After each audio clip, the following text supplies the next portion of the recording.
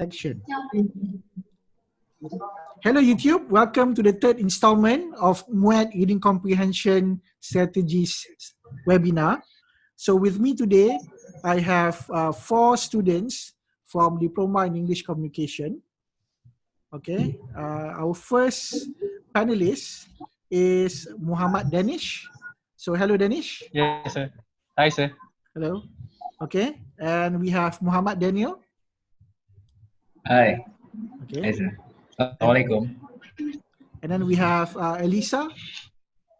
Hi. And last but not least, we have AMYRA. Hello. Okay. So the 4 of them will be explaining to you about inference type reading questions, author's purpose, tone, and attitude type reading question, organization type reading question, and fact and opinion type reading question. Without further ado, let us begin our first presentation by Muhammad DANNISH. Over to you, DANNISH. Go ahead.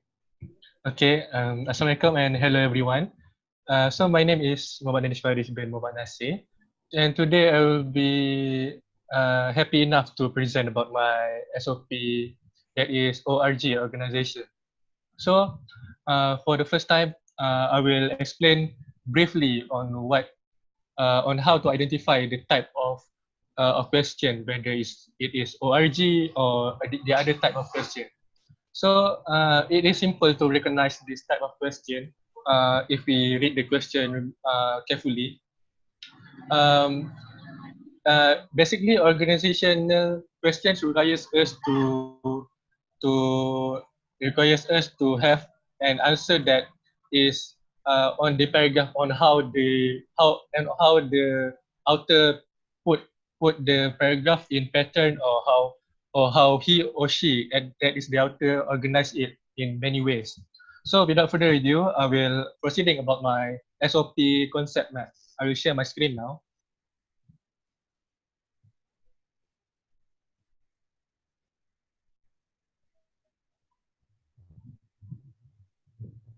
So can you guys see my screen? Yes, we can. Thank you. Okay. Okay, so this is my concept map for ORG. Okay, if we have a look here, I have some 1, 2, 3, 4, and 5 steps to tackle this kind of questions. First and foremost, I put there read the questions and skim the passage given carefully. What I mean by read the question and skim the passage given carefully is when we see the first question at the beginning, we read the question and we recognize it, and then we skim the passage carefully, briefly on how is it the question and the passage have some kind of relatable keywords, and then that leads us to the second step, that is recognize what type of question it is and focus on the author's point of view for the text given. What I mean here is when we read it, and we must recognize what type of question it is, and we already know what is the author's point of view in the text given, which means we can think logically. Maybe this is an organizational question that we must have a look on how the passage itself have been right there. And the third step is to decide how does the author arrange the information in the passage. The arrangement of the passage and the information in the passage is two different things that the author do in it. We can see that arrange the information in the passage can be like maybe the first information, the main information, they put it in the first paragraph, and then maybe the middle, and maybe in the rest of the paragraph down below. And then which leads us to the next step, that is take note to decide on how the author organize the important info that is related with the question too. Okay, this is important for us to take some notes at the side of our paper there, to make some quick decision on what the question it is, whether it's ORG or some kind of any type of questions that have popped up on our mind for the first time. And we have made our own decision, and quickly look back at the question paper and look at the question, and don't forget to rate the question option itself, because it is important to take note about that one too. And the last step is choose and circle the correct answer which best describe the info in the passage. So this is the last step for ORG, which is we must choose and circle the correct answer which best describe the info in the passage. If we see that the option is relatable enough with the passage given and it answers the question that followed, don't hesitate to circle it, and that's your answer. So that's it for my concept map, and I will be proceeding for my demonstration. So I have two types of question that I would like to share with all of you. Okay, so this is the question. This is the question that I take from our MUET textbook, and this is the type of ORG type of question that will appear in our question paper. So this question says the abstract has most likely been taken from, and it has A, B, C, and D. It has various options there. So we must follow the steps and make a quick decision on what this question wants and how we can answer this one. So if you can see, the abstract has most likely been taken from. There's not much keywords in there, but why not we highlight some of the keywords there? So we can highlight some of it, like extract, which means that that is the passage, and most likely been taken from. So we can see that the extracts mean the passage from the original, that the passage that is given there, and most likely been taken from, it is directly been said where is the passage being taken from. Obviously the question, when we read back the answer options, it have pamphlet, the textbook, brochure, and a journal. So I have answered D for a journal. This is because the article stated there it's a journal, and it doesn't fit with all other options, which is A, B, C, A, B, and C. So I had decided my answer to circle D as my answer, a journal. Okay. Okay. Next, I will proceeding for my next question. So also I have this question from our web textbook, and this question says paragraph 2 and blank, the information in paragraph 1. So basically this question wants us to find something in the paragraph, and if you have a look carefully here, we can highlight the sum of the keywords, which is paragraph 2, so that we won't miss important information here, and and information in paragraph 1. So which means this question wants us to say something about paragraph 2 that is relatable with the information in paragraph 1. So if we have a look at the option, we got A, B, and C. A for defines, B for specifies, C for elaborates on. So obviously this is an organizational type of question, which leads us to to state what this passage is all about and maybe the info in it.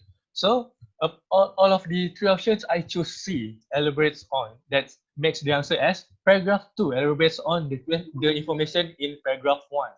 That means the paragraph 2 elaborates many information that is in paragraph 1, which makes it organizational question type. Okay, so that's the end of my question, and I will show to all of you on how I take the clues from where I refer from to tackle that kind of questions. So if you have a look at our web textbook at page 101, we will see this description down below, which says discerning the organization of a passage. Which you can see here, it explains as many as equal to guide us on how to tackle the question for ORG.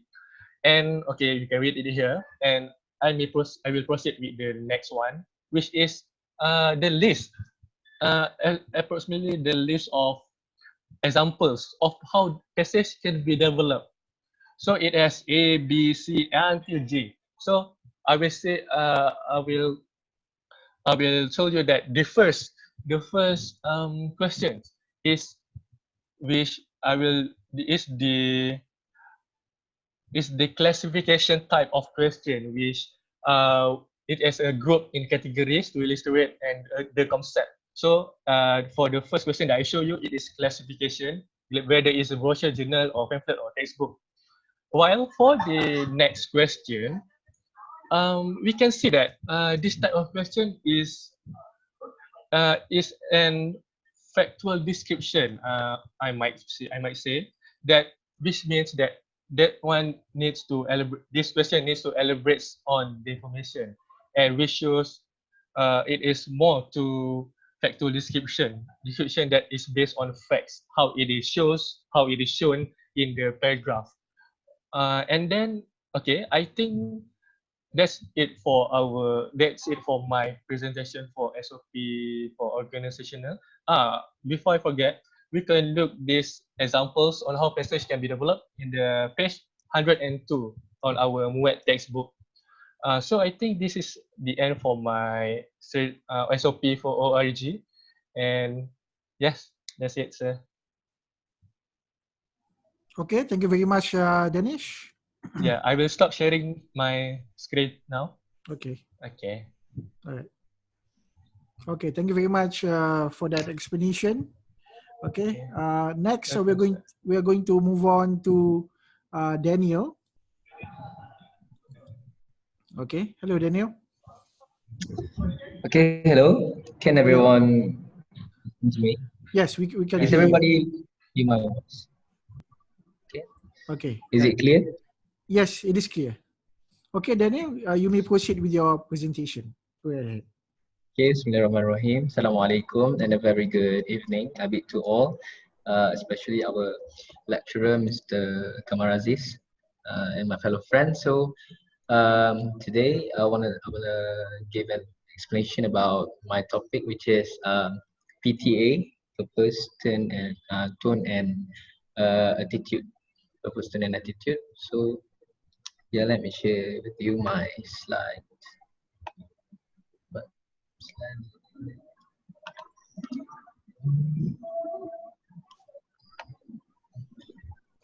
I am really sorry. Okay.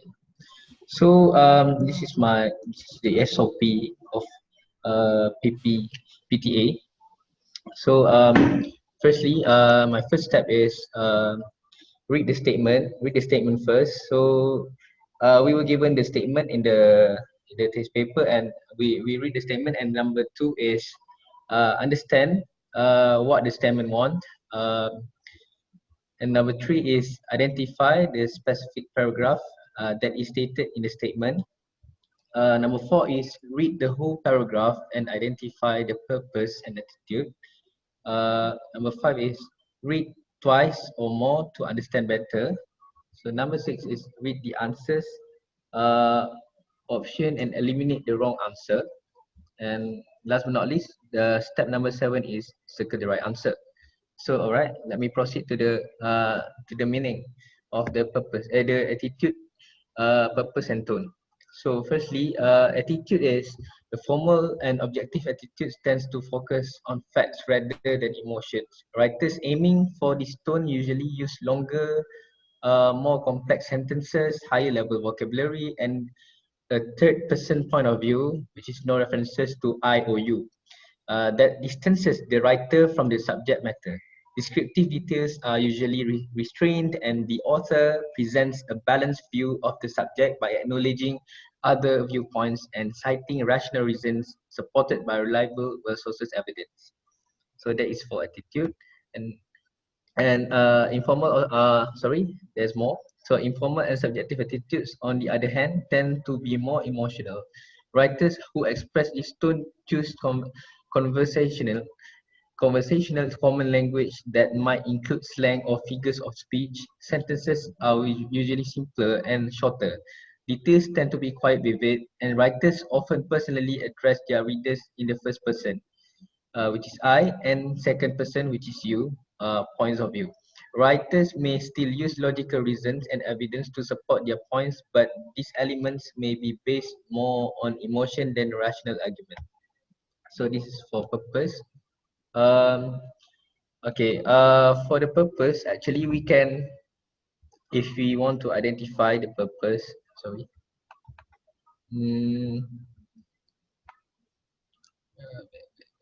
How can I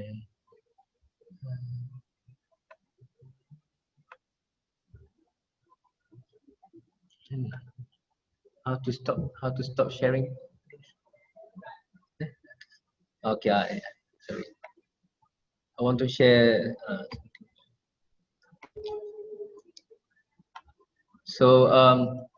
Sorry, I don't have the question from the book, so I took the question from the real MUET examination question, which is the question. So you guys can take a look at question number 23. Sorry, 23. Okay. Okay. Okay. So the statement stated that the purpose of paragraph 1 is to draw attention to. So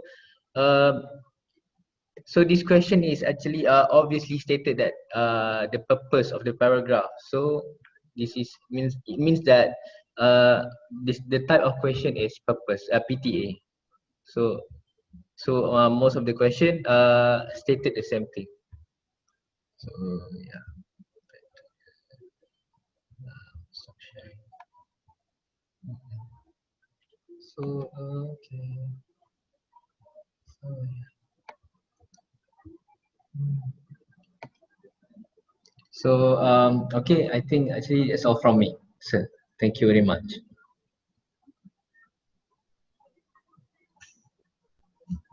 Okay, thank you, Daniel.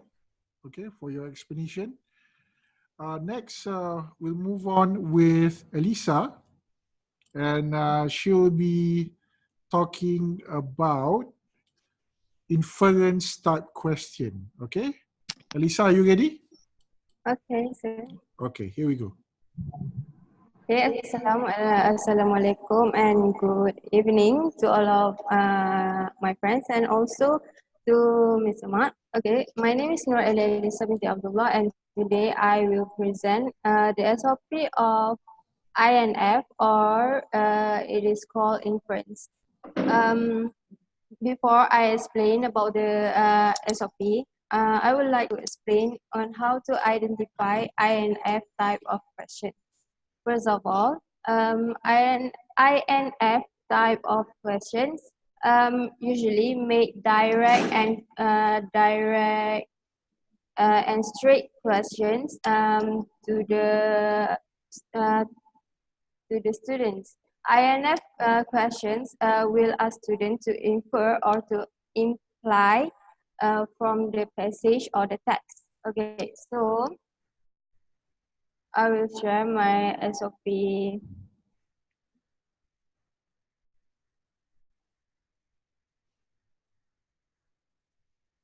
Okay, so this is the my SOP. First of all, what we need to do is to read the statement carefully and identify the type of the questions. And then we need to understand what the question wants. So we won't be confused if the questions want us to either the questions want inference or other things. And number 4, we need to infer the specific passage or text that is written in the statement. And number 5, match the phrase in the, actually it's not in the statement, but in the answer given with the passage or the text. So we can get to know better what the answer wants. And the last one, we need to eliminate the wrong answers and circle the right answers. Okay, so I will briefly explain about this. There are two basic types of inference, that is deductions and inductions. Deductions inference is based on logical certainty, and it is from a general principle, and it infers something about specific cases. Okay. What from deduction, what we are infer is the thing that we already know actually, and also it is this is inductive inference. Inductive inference is based on the probability, and it starts from specific information and then infers to the more general principles. Okay, so this is the type of the questions. Okay, so here, first of all, we need to read the statement. The statement says that from paragraph 7, we can infer that. Okay, so first of all, as I had showed that I already circled the words paragraph 7 and then infer, so that we can clearly infer the specific paragraph, so we will not confuse with the other paragraph. Okay, so this is paragraph 7. One is infer. Okay, first of all, we need to read all of the questions given. And the answer given. Okay, A, Rwanda will produce more flowers than Kenya by 2017. B, Rwanda has more land than Kenya for flower cultivation. And C, Rwanda needs Kenyan expertise to develop its flower industry. Okay, so from here, it shows that Kenyan growers are now leading their floral expertise to neighboring Rwanda by partnering with the country's government to create a 35-hectare flower park 60 kilometers from Rwanda's capital, Kigali. It is hoped that the park will eventually produce 3 million stems per year and kickstart Rwanda's floriculture sector, which could pump more than USD 2,000 million into the country's economy by 2017. Okay, so read again the answer. A, Rwanda will produce more flower than Kenya by 2017. Okay, so we need to find the statement in the passage. As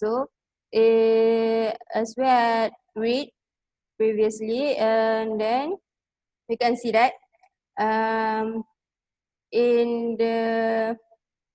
in line 48 until line 51, it says that it is hoped that the park will eventually produce 3 million per year and kickstart Rwanda's floriculture sector, which could pump more than USD 2,000 million into the country's economy by 2017. It did not say that that Rwanda will produce more flowers, so definitely the answer is wrong. So we need to eliminate the answers. And then for the B, Rwanda has more land than Kenya. Okay, so from here, if we read the text, the passage, it did not say that that Rwanda has more land, but they say that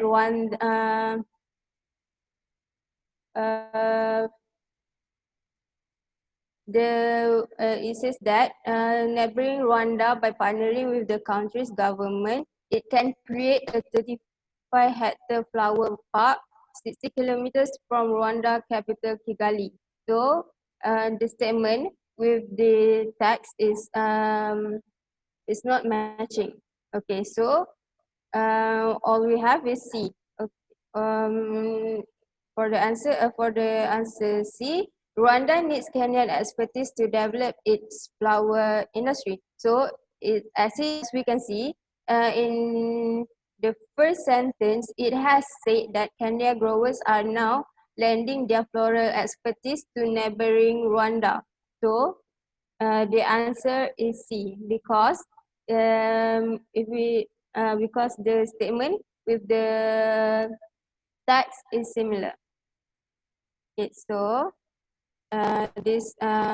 we move to the second questions. Okay. In this question, it says that at the end of the passage, the writer implies that it did not say that the writer infer, but then it says implies. So implies and infer is the same thing.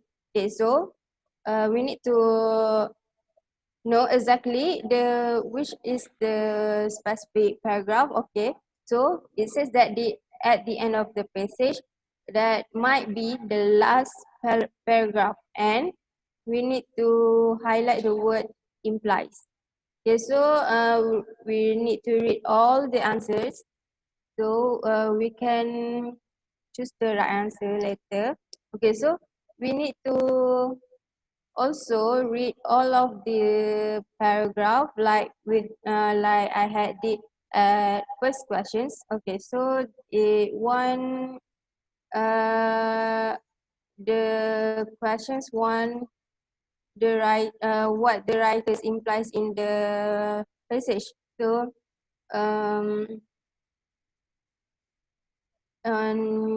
answer A, it says that there will be an expansion of pop music and fashion products through crowdsourcing. However, if we look at the line 39, it says perhaps, but from pop music to fashion, try and true is often what works. So it did not say that there will be an expansion of pop music and fashions. Okay, so the answer is wrong. Okay, answer B, higher royalties will be paid to designer of crowdsourcing products. This one, it actually did not be, the answer is not in the text, so the answer is wrong. So for C, there is a bright future of crowdsourcing because in the text it says that Lee wants to go beyond furniture. He hopes to expand to other household goals, even appliance. So it surely say that it is a bright future for them because they are been paying for their works in order to help Lee expand the other households good. So the answer is C. So that's all from me. Thank you. Okay, thank you very much, Elisa. All right. And finally, we are going to listen to Myra, and she's going to enlighten us on the fact and opinion type question. So over to you, Myra. Okay, so hi everyone. Okay, so for today, I will be explaining about the scheme of procedure for the facts of or opinion questions. So, okay.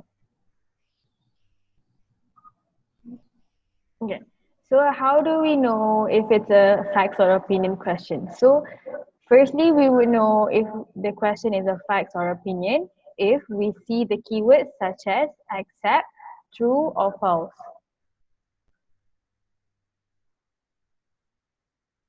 Okay. So we can also know the question is a fact or answer question if it has 2 or 3 answers that can be found in the text passage. So sample questions here. We have the following factors have a positive impact on a woman's career path, except. So here we know it's a fact or opinion question because of the keyword except. Same as the next question, which of the following is true of paragraph 3. So we know that this question is a fact or opinion question because of the word usage of true. So moving on to the SOP. Okay, so in order for you to answer the question, first you need to read the question and identify the keywords of the question and list down the synonyms. Why I say list down the synonyms is because in the passage and in the question given, they won't be the same word usage. Sometimes it bears the same meaning but uses different words. So here we can see an example of how you can list down. So here we know as this is the keywords such as media, bullying, and children. So the concepts here are the keyword, and then we list down the synonyms that we know, so that when we try to find the keywords in the passage, it's easier for us to do so. Okay, so next is we skim throughout the passage to find which paragraph will be the one related to the question. So sometimes in a question it will state in which paragraph what should we find.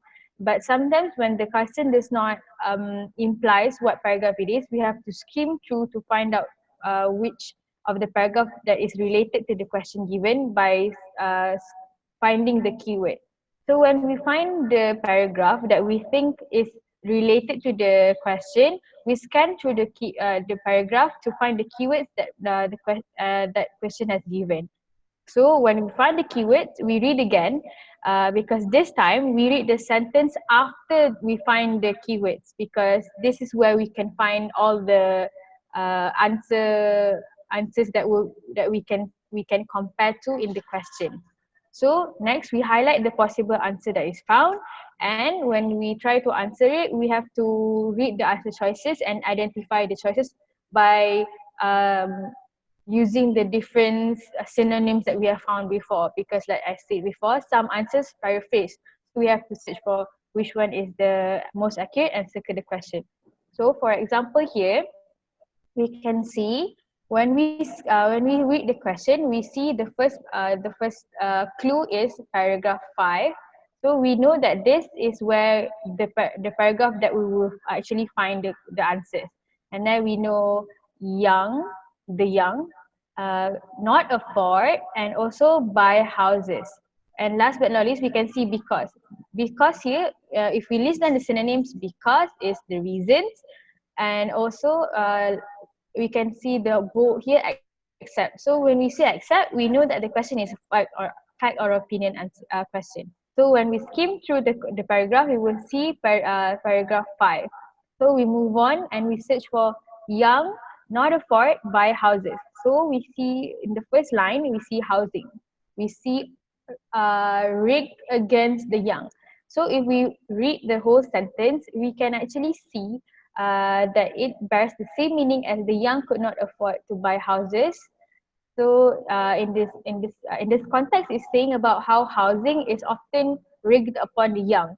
So after, according to the fourth step, we have to read the sentence after the sentence that contain the question keyword. So here we find if we read all of the sentences, we can actually find all the possible answers. So here is where we highlight the possible answers in the paragraph. Here we say homeowners dominate the bodies that decide whether new houses may be built. Over-regulation has doubled the cost of a typical home in Britain, and rents and home prices in such places have far outpaced income. So when we already highlighted all of this information, we go back to the answer the choices given, and we compare to what we have already highlighted in the passage itself. So the first answer is prices are too high. If we skim through again, the ones that we have highlighted is rents and home prices in such places have far outpaced income. This bears the same meaning as prices are too high. So we know that this is true. And then second one, there are too many regulations. We already highlighted over-regulation has doubled the cost. So we know this is the right answer. This is one of the choices. Decision makers are homeowners. We have already highlighted homeowners dominate the bodies to decide whether new houses may be built. And lastly, the choices is opportunities for employment are limited. So when we try to skim through the passage again, we could not find any keywords that imply to the employment opportunities that are limited. So when we already see all of when we already know everything here, we know that the D is the only one that is not the reasons why the young could not afford to buy houses. So that is why we know that D is the answer. So oh my god, wait. Okay, so like I said before, in how we, if we know if it's a fact or opinion, we can know that it's 2 or 3 answers given found in the text passage. So in the sample that I have showed, we already found 3 in the text passage. So the last one here is not in the passage. So it shows that how it is not the answer, it is the answer that we are looking for, that it is not the reason of how the young could not afford to buy houses. So, okay, if we go back to the scheme of procedure, we know that first of all we need to read the question to know if the question is a fact or opinion question, and we need to identify the keywords and also list down the synonyms so that it could help us to find the keywords in the passage later. Next, we skim throughout the passage and find which paragraph will be the one related to the question.